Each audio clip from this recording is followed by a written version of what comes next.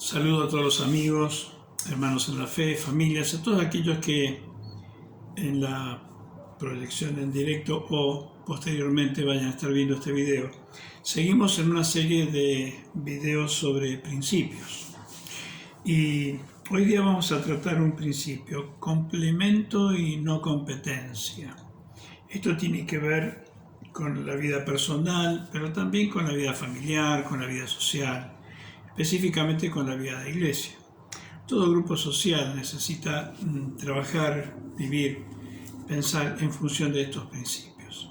Repito, complemento y no competencia.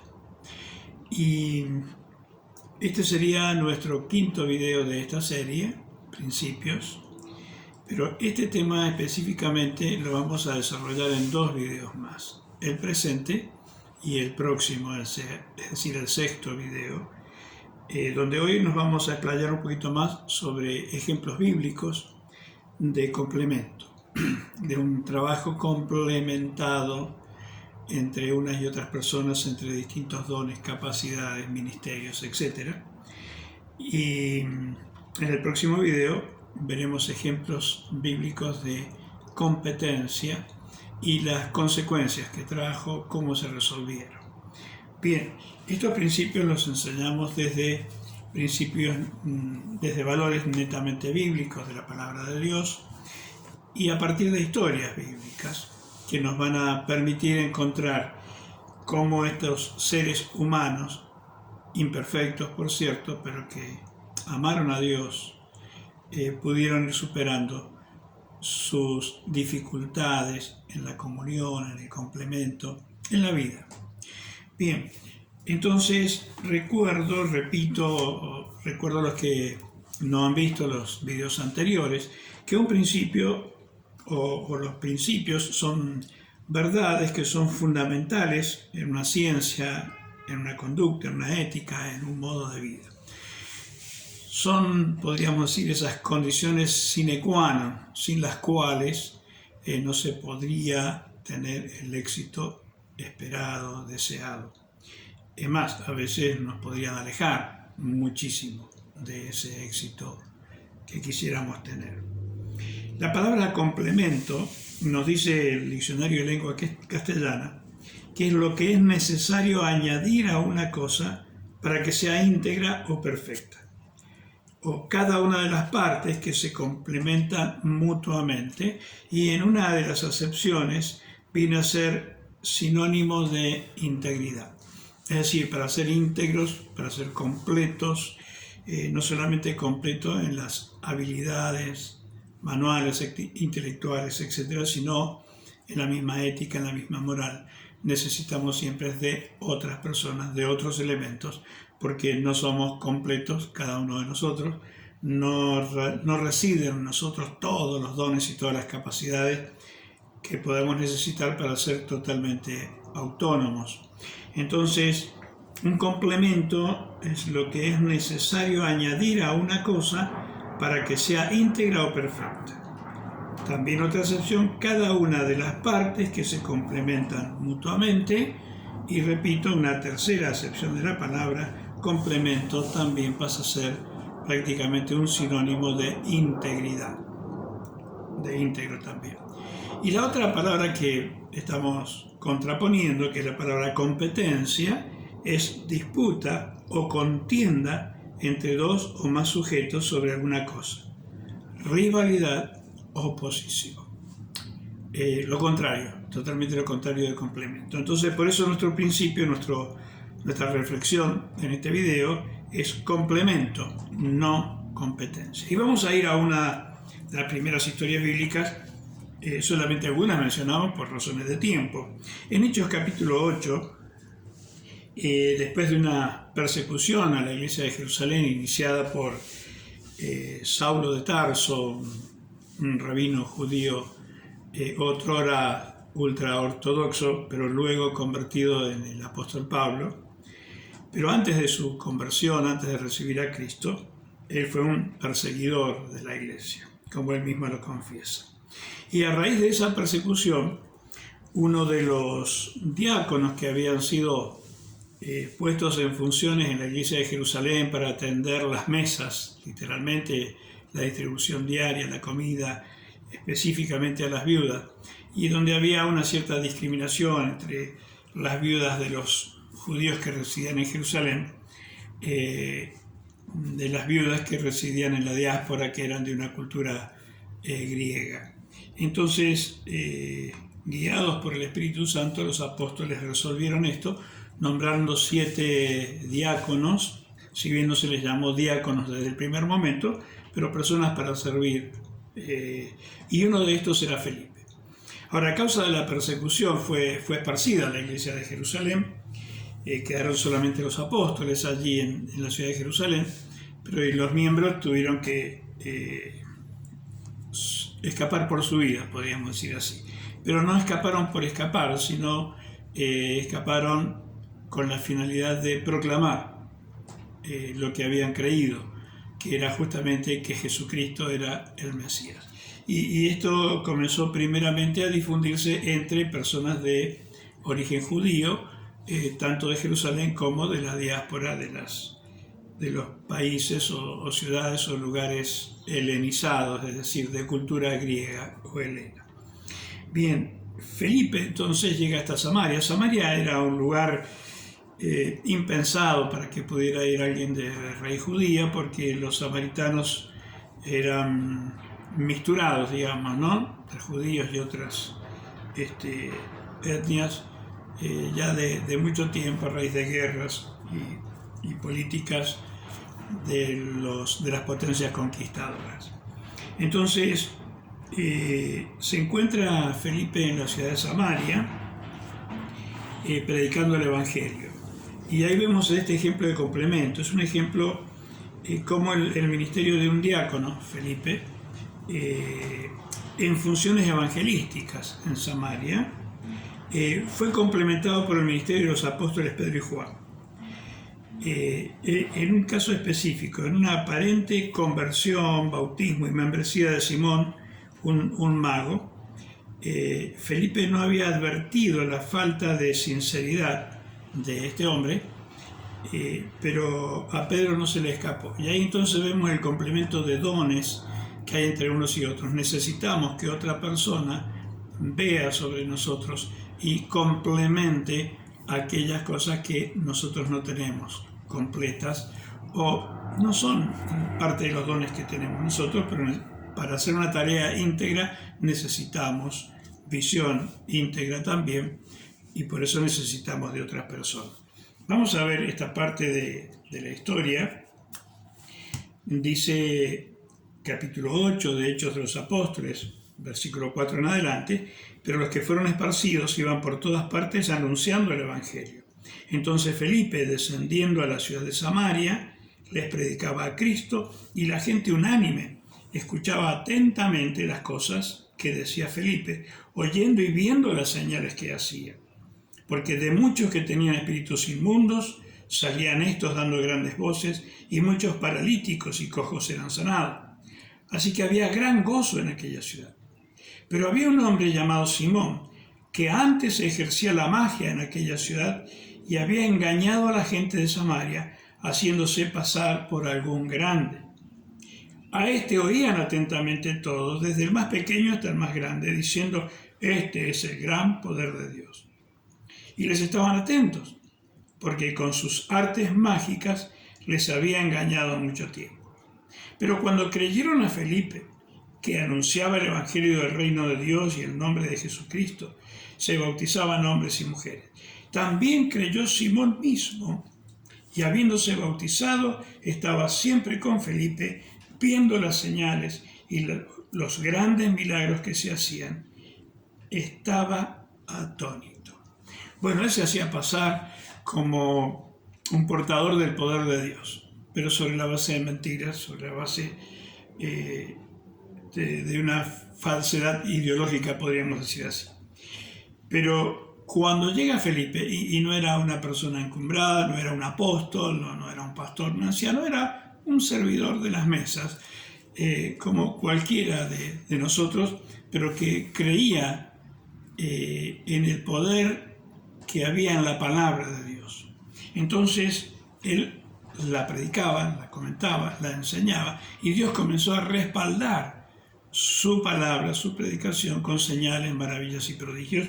Y este hombre que engañaba a la gente y hacía su negocio con eso, comenzó a asombrarse. Dice, estaba atónito. Quiere decir, atónito viene de la palabra tonto, ¿no? Sí, como atontado de ver que esto sí era poder de Dios, no lo que él practicaba. Ahora notemos lo que dice de este hombre. Versículo 13 del capítulo 8 de Hechos de los Apóstoles: también creyó Simón mismo, y habiéndose bautizado estaba siempre con Felipe. Creyó, se bautizó, estaba en todas las reuniones, y viendo las señales y grandes milagros que se hacían, estaba asombrado, atónito. Bueno, son todas las características de un buen miembro de la iglesia. Creyó, obedeció el mandato del bautismo, no se perdía reuniones, estaba siempre atento a todo lo que estaba sucediendo en esa naciente iglesia, y estaba maravillado, estaba asombrado, porque esto que él estaba viendo sí era poder de Dios, no las mentiras con las que él engañaba a la gente. Ahora, Felipe lo aceptaba como tal, ¿no? Es un triunfo. Alguien que se entendía con los espíritus malignos, de pronto está creyendo en el Señor Jesucristo y está sirviendo al Señor y dispuesto a aprender. Aparentemente, para Felipe, era un hombre enseñable, era un hombre que se había arrepentido de sus pecados. Ahora, no olvidemos, Felipe, su ministerio principal era diácono, que desde luego el Espíritu Santo lo está usando, como puede usar a cualquier miembro de iglesia, pero estos principios, estos valores funcionan para cualquier ámbito social. Entonces, no estamos enfatizando, sí, el concepto de iglesia, pero este principio funciona para todas las relaciones sociales. Ahora bien, cuando los apóstoles que estaban en Jerusalén oyeron que Samaria había recibido la palabra de Dios, enviaron allá a Pedro y a Juan, los cuales, habiendo venido, oraron por ellos para que recibiesen el Espíritu Santo, porque aún no había descendido sobre ninguno de ellos, sino que solamente habían sido bautizados en nombre de Jesús. Entonces les imponían las manos y recibían el Espíritu Santo. Cuando vio Simón que por la imposición de las manos de los apóstoles se daba el Espíritu Santo, les ofreció dinero, diciendo: dadme también a mí este poder, para que cualquiera a quien yo impusiese las manos reciba el Espíritu Santo. Entonces Pedro le dijo: tu dinero perezca contigo, porque has pensado que el don de Dios se obtiene con dinero. No tienes tu parte ni suerte en este asunto, porque tu corazón no es recto delante de Dios. Arrepiéntete, pues, de esta tu maldad, y ruega a Dios si quizás te sea perdonado el pensamiento de tu corazón, porque en hiel de amargura y en prisión de maldad veo que estás. Respondiendo entonces Simón dijo: rogad vosotros por mí al Señor, para que nada de esto que habéis dicho venga sobre mí. Termina este párrafo diciendo: y ellos, habiendo testificado y hablado la palabra de Dios, se volvieron a Jerusalén, y en muchas poblaciones de los samaritanos anunciaron el Evangelio. Entonces, en su viaje de regreso. Pero volvamos a este hombre y a Felipe. Felipe no había llegado a percibir lo que estaba en el corazón de Simón. Simón, en realidad, es como el dicho que dice del zorro: pierde el pelo pero no las mañas. Él quería seguir comercializando y obteniendo lucro, ganancia, a partir de los dones espirituales de Dios. Cuando vio que Pedro y Juan oraban por los samaritanos y recibían el bautismo del Espíritu Santo, entonces él ofrece dinero. Es decir, su corazón no había nacido de nuevo, su vida no había sido renovada, él estaba con su mente y su corazón todavía en la fase de negocio, en la fase dinero. Paga para luego multiplicar su inversión. Bien, ¿por qué Felipe no alcanza a ver esa situación interna profunda en el corazón de Simón? Que estaba mal, era deficiente. No, de ninguna manera. Hacen falta complementos de ministerios, complementos de dones. Lo que no alcanza a ver uno, lo alcanza a ver otro. Dios no está de ninguna manera pretendiendo que todos entendamos todo. Por eso esa situación nos obliga a estar en comunión entre nosotros. Isaías, capítulo 41, nos da otro ejemplo. En un momento de los tantos momentos en el pueblo de Israel de mucha crisis, de dispersión, viene una promesa de que Dios los va a volver a unir. Y dice en el capítulo 41, versículos 6 y 7, en esa situación de crisis, cada cual ayudó a su vecino y a su hermano dijo, esfuérzate. El carpintero animó al platero, y el que alisaba con martillo al que batía en el yunque, diciendo, buena está la soldadura, y lo afirmó con clavos para que no se moviese. Vemos el complemento. Ninguno sabía hacer todo, y lo que nos hace pensar que todos dependían de todos. Entonces, cada uno ayudó a su vecino, y a su hermano dijo, esfuérzate.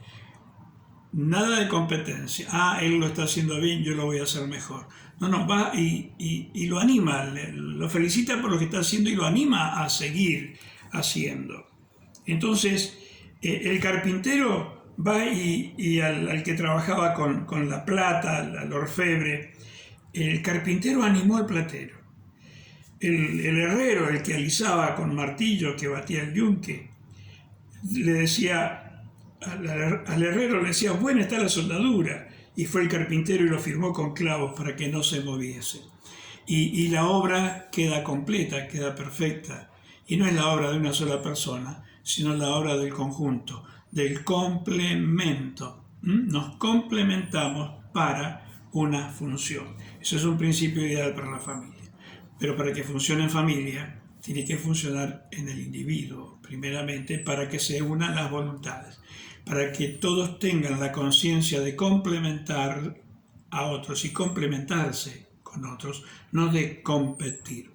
Entonces ahí va quedando derrotado el orgullo, el amor propio, la vanidad, la arrogancia, el orgullo, va quedando derrotado. Otro ejemplo, que lo hemos visto en uno de los primeros videos, está en Segunda Reyes, que fue uno de los principios que evaluamos ampliamente en un video, que es el principio de mucho esfuerzo de pocos y poco esfuerzo de muchos, poco esfuerzo de muchos, poco esfuerzo de muchos y no mucho esfuerzo de pocos. Vimos que era la historia, un grupo de estudiantes, podemos decir así, de la Biblia, de la Torá, de lo que es el Antiguo Testamento para Israel, bajo el magisterio del profeta Eliseo. Evidentemente era un grupo grande, como de 100 personas, y el lugar donde vivían se convirtió en un lugar estrecho. El éxito, digamos, del discipulado y la cantidad de discípulos que había en esta, podríamos decir en términos actuales, escuela de teología, había generado un problema. Pero cada uno de ellos quiso ser parte de la solución, no solamente demandantes del problema, y diciendo, vamos a ir al bosquecito que está junto al río Jordán y cortemos cada uno de nosotros una viga. Por eso decíamos en aquel otro video, el principio es poco esfuerzo de muchos y no mucho esfuerzo de pocos. Hay también un valor de transparencia, un valor de no fingimiento. Encontramos que a uno de los que estaba echando se le voló el hierro del hacha y sucedió un milagro, que el profeta Eliseo hizo que el hacha flotara y se recuperara. Bien, y tenemos un caso más en Efesios capítulo 4, versículo 11 al 16, carta del apóstol Pablo a los Efesios. Dice así la palabra de Dios, versículo 11, Efesios 4, versículo 11 en adelante. Dice, y él mismo, Dios, constituyó a unos apóstoles, a otros profetas, a otros evangelistas, a otros pastores y maestros. Estos son funciones, no son jerarquías. El apóstol es el que llega podemos llamarle el pionero, donde no ha sido anunciado el Evangelio de Cristo aún, y comienza, digamos, con los primeros rudimentos y anunciando el Evangelio a las personas que nunca habían oído. El profeta es el que anuncia los pasos para dar para un futuro cercano y también una proyección hacia un futuro más lejano. El evangelista es el que ayuda a expandir la obra del Señor, predicar en uno y en otros lugares, pero luego la congregación local necesita de maestros y pastores. Este cuarto y quinto ministerio que está, también algunos piensan que es uno solo, maestro, pastor, y desde luego porque todo pastor debe ser en buena medida maestro, pero también todo maestro debe ser en buena medida un buen pastor, aunque a veces los complementos en sí mismo puede ser, digamos, eminentemente pastor y complementándose a sí mismo como maestro, o puede ser eminentemente maestro y aprender y hacer lo mejor posible su función pastoral. Bueno, sea que sean 5 o 4 ministerios, vemos un complemento aquí. El que es pionero, el que ayuda a afirmar las primeras bases en la predicación del Evangelio, y en este caso en la familia, en el caso de la familia, generalmente a papá y a mamá le toca ser esos pioneros, luego los hijos van extendiendo el trabajo, lo mismo en cada grupo social, en cada grupo laboral, en cada sociedad de fomento, unión vecinal, siempre se van complementando estos principios. Si comenzamos a competir, recordamos que competencia es disputa o contienda entre dos o más sujetos sobre alguna cosa, rivalidad, oposición. Si empezamos a competir por el liderazgo, si empezamos a criticarnos unos a otros, estamos muy lejos de llegar a aquellos objetivos. Entonces, en este ejemplo vemos que el complemento de ministerios es para unidad, para conocimiento de Cristo, desarrollo, crecimiento, perfección y un correcto discernimiento de todo el cuerpo de Cristo. Seguimos leyendo, versículo 12. ¿Para qué? Lo que dice el versículo 11, que Dios constituyó a unos apóstoles, a otros profetas, a otros evangelistas y a otros pastores y maestros.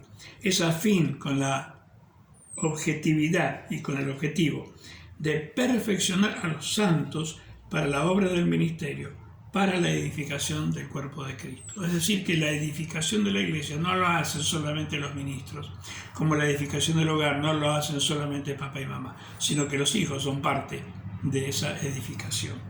Entonces no hay una pirámide jerárquica ni en la familia, aun cuando hay autoridades definidas, tampoco en la iglesia, aun cuando hay autoridades definidas, pero en realidad es algo horizontal más que piramidal, el orden jerárquico. Somos todos iguales delante de Dios, con funciones distintas, por eso necesitamos complementarnos.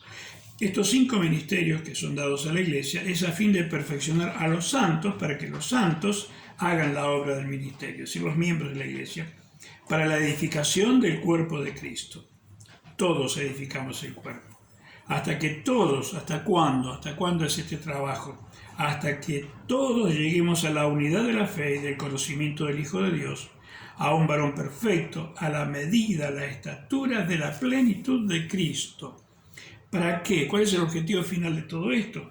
Para que ya no seamos niños fluctuantes, llevados por doquiera de todo viento de doctrina, porque por estratagemas, y algo viene muy interesante acá, por estratagema de hombres que para engañar emplean con astucia las artimañas del error. Artimañas, el arte de potenciar nuestras mañas. Aquellas cosas por las cuales cortamos camino, nos vamos por la tangente, en vez de usar el camino correcto. Entonces, emplean con astucia las artimañas, es decir, el arte de poner nuestras mañas como valores, como principios, en vez de los principios realmente. Entonces, las artimañas del error. Sino que siguiendo la verdad, el amor, tampoco en imposición, en tiranía, en un liderazgo compulsivo, no, sino que siguiendo la verdad en amor, crezcamos en todo en aquel que es la cabeza, esto es Cristo, de quien todo el cuerpo, bien concertado y unido entre sí por todas las coyunturas que se ayudan mutuamente, según la actividad propia de cada miembro, recibe su crecimiento para ir edificándose en amor. Aquí tenemos el principio de complemento. Clarísimo, ¿eh? También podemos mencionar algunas otras citas, por ejemplo, en la epístola de Pablo a los Romanos, capítulo 12, tenemos allí algunos conceptos interesantes también. Romanos 12, versículo 6 en adelante, dice: de manera que teniendo diferentes dones, según la gracia que nos es dada a cada uno, por eso necesitamos, no tengo toda la medida de gracia, por eso necesito al compañero que tenga la suya y me complemente, y mi compañero me necesita a mí también. Dice: si el de profecía, úsese conforme a la medida de la fe, o si el de servicio, en servir, el que enseña, en la enseñanza, al que exhorta, en la exhortación, al que reparte, con liberalidad, al que preside, con solicitud, al que hace misericordia, con alegría. Y termina diciendo este párrafo: el amor sea sin fingimiento, aborrecer lo malo, seguir lo bueno. Es una sucesión de principios. Pero si no valoramos al que nos complementa y no estoy dispuesto a complementar a otros, no vamos a ser elementos de transformación y vamos a ir siendo necesitados, siendo objetos de que nos ayuden a transformar. Pero es mutua esta función.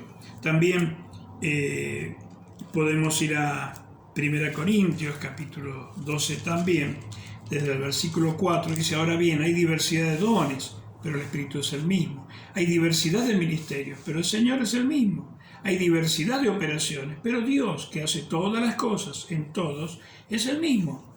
Pero a cada uno le es dada manifestación del Espíritu para provecho, siempre para edificación. Porque a este es dada por el Espíritu palabra de sabiduría, a otro palabra de ciencia según el mismo Espíritu, a otro fe por el mismo Espíritu, a otros dones de sanidades por el mismo Espíritu, a otros el hacer milagros, a otros profecía, a otro discernimiento de espíritu, a otros diversos géneros de lengua, a otro interpretación de lenguas. Me impresiona y me entusiasma y me desafía todas las veces que dice a otros, necesito del otro, necesito del otro, necesito del otro, y el otro necesita de mí. Por eso el principio es complemento y no competencia. Seguimos leyendo, dice: pero todas estas cosas las hace uno y el mismo Espíritu, repartiendo cada uno en particular como Él quiere.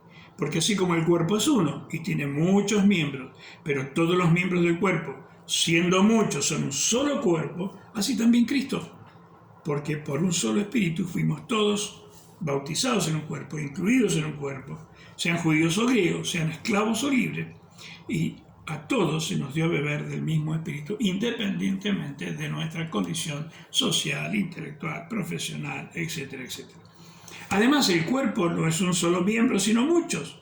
Si dijere el pie: porque no soy mano, no soy del cuerpo, ¿por eso no sería del cuerpo? Si dijera la oreja: porque no soy ojo, no soy del cuerpo, ¿por esto no sería el cuerpo? Si todo el cuerpo fuese ojo, inimaginable esto, ¿no? ¿Dónde estaría el oído? Y si todo fuese oído, ¿dónde estaría el olfato? Mas ahora, Dios ha colocado los miembros, cada uno de ellos, en el cuerpo, como Él quiso. Importante, como Él quiso. Porque si todos fueran un solo miembro, ¿dónde estaría el cuerpo? Pero ahora son muchos los miembros, pero el cuerpo es uno solo. Ni el ojo puede decirle a la mano: no te necesito, ni tampoco la cabeza a los pies: no tengo necesidad de vosotros. Antes bien, los miembros del cuerpo que parecen más débiles son los más necesarios. Y aquellos del cuerpo que nos parecen menos dignos, a estos vestimos más dignamente. Y los que nosotros son menos decorosos, se tratan con más decoro, porque los que nosotros son más decorosos no tienen necesidad. Pero Dios ordenó el cuerpo dando más abundante honor al que le faltaba, para que no haya desavenencia en el cuerpo, sino que los miembros todos se preocupen los unos por los otros. Que no haya desavenencia. A ver, no es del uso normal esta palabra en nosotros, de avenirse. A ver, necesito avenirme y necesito que otros quieran avenirse a mí, es decir, acercarnos para complementarnos. Eso es desavenencia, lo contrario de la avenencia, es decir, me acerco a alguien para complementarlo. Y también sin egoísmo, porque también lo necesito, pero no solamente para sacar lo que yo necesito y no estar dispuesto a dar lo que el otro necesita. Complemento y no competencia. En el próximo video vamos a ver algunos ejemplos bíblicos también. No nos olvidemos que no tendría sentido si esto no estuviera fundado en la palabra de Dios. Entonces, no vamos a traer experiencias humanas solamente, sino acciones humanas dentro de personas que estuvieron sirviendo a Dios. Entonces, en el próximo video, que sería el 6º video de esta serie, vamos a ver ejemplos de competencia y los resultados que hubieron a prima facie y cómo resolvieron estas personas esa competencia y la convirtieron en complementos. ¿Sí? Entonces, una palabra de oración para despedirnos y decimos así: Señor, el Dios de los complementos, solamente en ti podemos encontrar una plenitud, Señor, completa y perfecta.